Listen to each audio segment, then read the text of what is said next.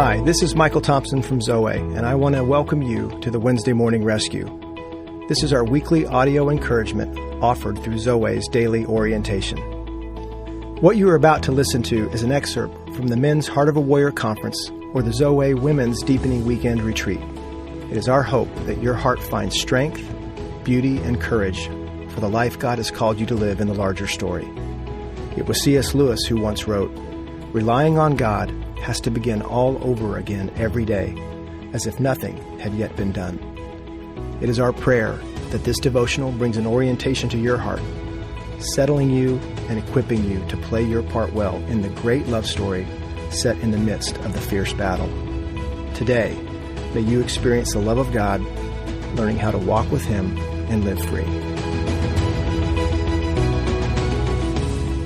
And I think there's an interesting dance that goes on between freedom and structure, freedom and discipline.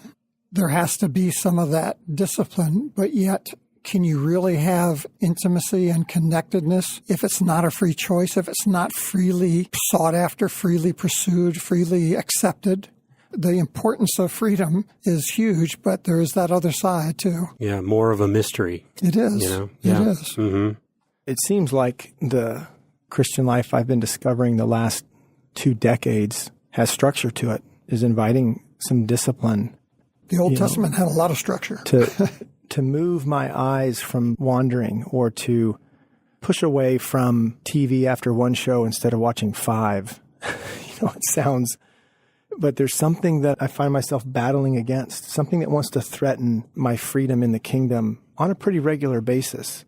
Just little bits. Sometimes it's more little bits at a time, wanting me to compromise, to drop my filters of discernment and say the first thing that comes to mind to a son or a daughter or a friend or my wife. And when I relax in that way, when I somehow find that I don't have to use some of that inner resolve and some of that paying attention and some of that discernment, I can find myself regretting what just happened. Yeah, I think there's structure for structure's sake, and then there's structure as a means to an end. And I think there's a little bit of that in what we're talking about. We're not just having the structure of, I've got to get up every morning at 6:55, 5:55, whatever time it is, and I've got to have my 30 minutes of time alone with God. And if I don't have that, then I'm not a good Christian. I mean, that's not the structure we're talking about. We're talking about the structure and the discipline that is a means to an end to receive this love, life, and freedom that we're talking about. In the last episode, we referenced Matthew 11. Learn the unforced rhythms of grace. I mean, when things have rhythm to them, that's a structure. There's a structure there, but it's unforced, and it's a rhythm of grace that Jesus calls it. Yeah, there seems to be a tension, Jim, as you bring that up, and SJ, that a tension between the structure and religion and the structure that helps us in our freedom.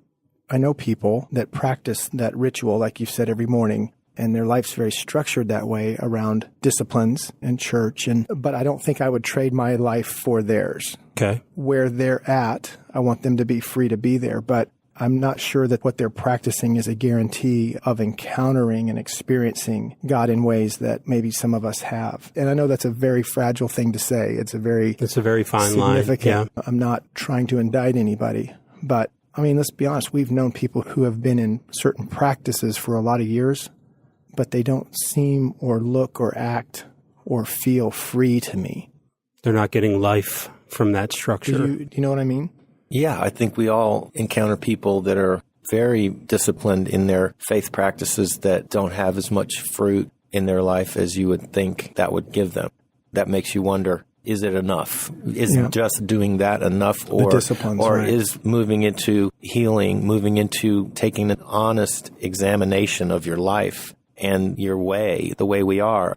My wife was so helpful to me in the early years of our marriage because she would say, it's not what you said, it's the way you said it. And I couldn't hear that part. Mm-hmm. I just heard what I said was true. I knew it was true, or it was supposed to be true.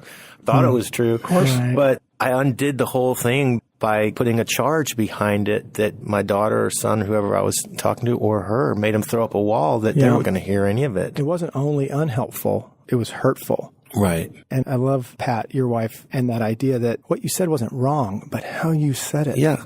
When I bring up that character that you were talking about, SJ, you know how I know that guy exists? How?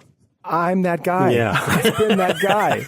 Yeah. I mean, that was a routine for years and years and years in ministry and in circles of Christianity. I didn't know.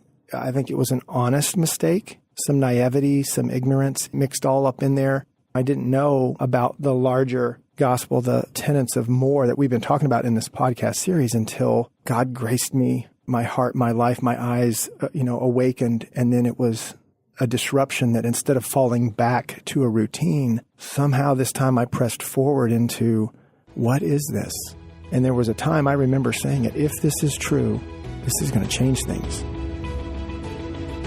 Thank you for listening to this week's Wednesday Morning Rescue, a part of Zoe's Daily Orientation. To sign up for the Daily Orientation, explore more information on Zoe's weekend retreats, or to order the book, The Heart of a Warrior, go to our website at www.zoe.org. That's www.zoweh.org.